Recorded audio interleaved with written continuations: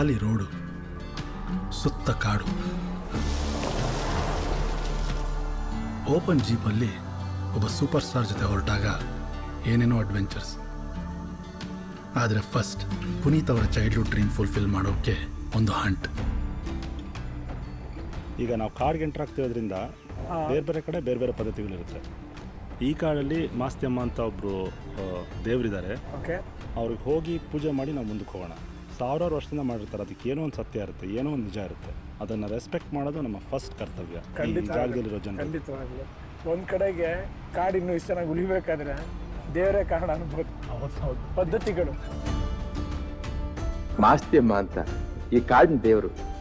ಈ ತಾಯಿ ರಕ್ಷಣೆ ಇದ್ರೆ ಯಾವ ಅಪಾಯನೂ ಆಗಲ್ವಂತೆ.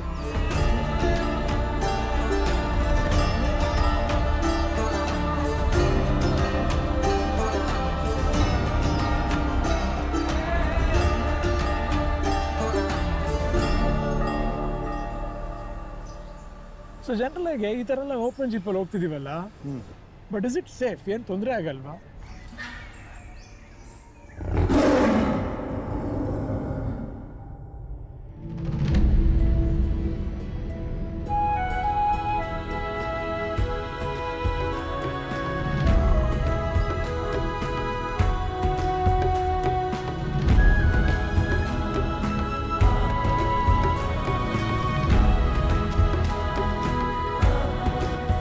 ವರ್ಷದ ಹಿಂದೆ ಫೋಟೋಗ್ರಾಫರ್ ಆಗಿ ನನ್ನ ಜರ್ನಿ ಶುರುವಾಗಿದ್ದು ಇಲ್ಲೇ, ನಾಗರಹೊಳೆ ಟೈಗರ್ ರಿಸರ್ವ್.